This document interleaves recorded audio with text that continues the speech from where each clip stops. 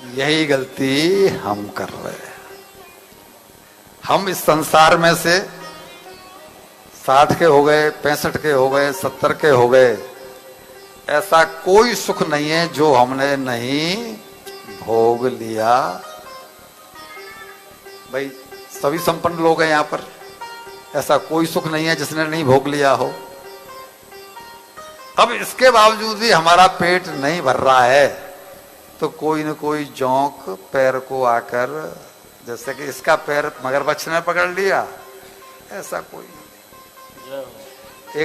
एक नदी में लाश बह के जा रही थी, नदी में लाश बह के जा रही थी। नदी के किनारे एक पेड़ था, उस पेड़ पर एक कौवा रहता था, पेड़ पर कौवा रहता था। तो कौवे को भूख लगी तो उसने जब लाश देखी बहती हुई तो उड़ा और लाश पे आकर के बैठ गया। लाश तैरती है, लाश पानी में तैरती है। तो अब कौवे ने वो लाश देखी तो उसको खूब नोच नोच के पहले तो खाया, नदी का पानी मीठा, फिर नदी का पानी पिया और मन में बिठा लिया हमारी तरह से कि अब कहीं काहे को जाना, अब कहीं भाई भोजन का इंतजाम हो गया, पानी का इंतजाम हो गया और डबल बेड का इंतजाम हो गया, अब कहीं काय को। अब वो आराम से 10-5 दिन तो लगे नदी को समुद्र तक पहुंचने में, तो तब तक तो खूब उसकी दावत होती रही। वो तो ससुराल पहुंच गया, मतलब चकाचक हो गया मामला। लेकिन 10-5 दिन बाद आखिर में नदी को तो कभी न कभी समुद्र में मिल रही है। अब जब समुद्र में मिली तो वहां तो बहुत उत्तंग तरंग उठती हैं, तो कौवे को उड़ना पड़ा। लाश कभी नीचे जाती, कभी ऊपर आती, कभी नीचे जाती, कभी ऊपर जाती, कौवे को उड़ना पड़ा। अब समुद्र की तो दूरी बहुत दूर तक नहीं है, कुछ वहां कोई पेड़ वेड़ कुछ है नहीं, वहां भोजन का इंतजाम नहीं, पानी नमकीन। अब वो जीवित कैसे रहे?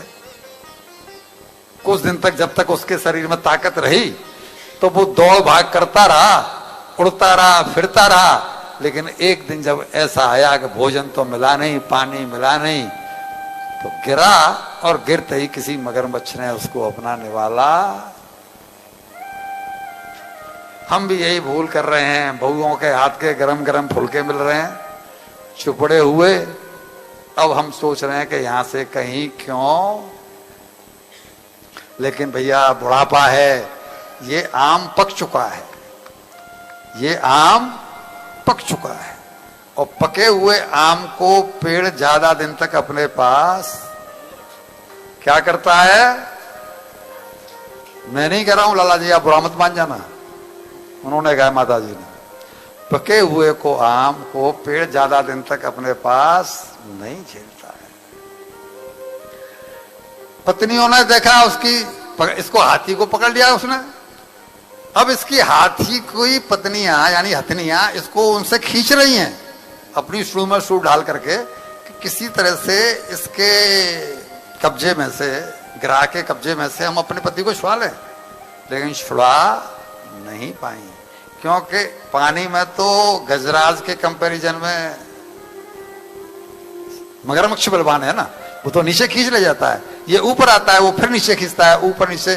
प्रसंग तो यह है कि इनमें बहुत लंबे समय तक युद्ध हुआ है, ये लड़ाई चली है, लेकिन वो उसमें मत जाओ क्योंकि उसमें 1000 साल लिखा हुआ है। 1000 साल तक कैसे भूखा रहा, ये कैसे क्या हुआ वो, लेकिन लिखा यही है कि वो सालों ये रहा है। लेकिन उसे ऐसे भी नहीं माने, आप ऐसे ही मान लो। तो एक दिन जब ये हुआ, पत्नियों ने देख लिया कि अब इसकी मृत्यु अवश्यंभावी है, अब ये बच नहीं सकता, हमारे बचाने का कोई लाभ नहीं है। तो पत्नियां क्या कहनी कि हाथियों की क्या क्या कमी है, जंगल में और भी हाथी हैं, इसके पीछे हम अपने शरीर को, काय को छोड़ें। और वो एक एक करके, मैं अभी आती हूं, मैं अभी आती हूं, मैं अभी आती हूं, एक एक करके सब छोड़ छोड़ के अब सब चली गई। अब उसका चिंतन करने वाला कोई नहीं रहा। जब कोई चिंतन करने वाला नहीं रह जाता है, इसे कहते हैं जीते जी मर जाना। हरबंस राय बच्चन जी ने लिखा है कि ये कफन, ये जनाजे, ये कफन, ये जनाजे, ये कब्र सिर्फ बातें हैं प्यारे। ये कफन, ये जनाजे, ये कब्र सिर्फ बातें हैं प्यारे। मर तो इंसान तभी जाता है जब कोई उसे याद करने वाला नहीं रहता। आज हमारे घरों में बुजुर्ग डिप्रेशन में हैं, तो क्यों डिप्रेशन में? कोई उनको पूछ नहीं रहा, कोई याद करने वाला नहीं। जिनके नाम की तूती बोलती थी, आज उनको कोई फोन करने वाला नहीं, और वो डिप्रेशन में चले जाते हैं। मर तो जब इसकी पोजीशन ये हो गई, तब इसे आज याद आई भगवान की, यानी इसकी लौकिक मृत्यु आज हो गई। मतलब जो संपर्क थे वो सब खत्म हो गए। जब लौकिक मृत्यु हो गई तो अब पारलौकिक जीवन मिला, और पारलौकिक जीवन मिलने का अर्थ भगवान से डोर लग जाना।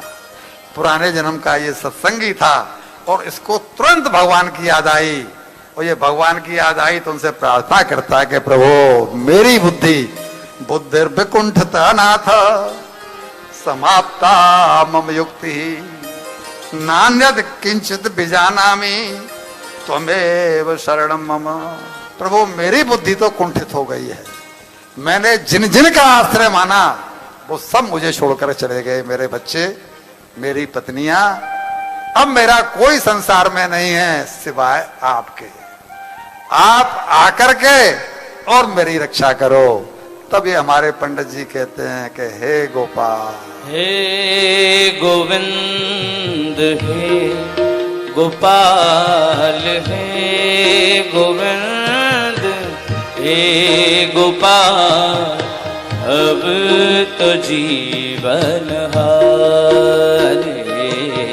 हे गोविंद, हे गोपाल, हे गोविंद, हे गोपाल, अब तो जीवन हार।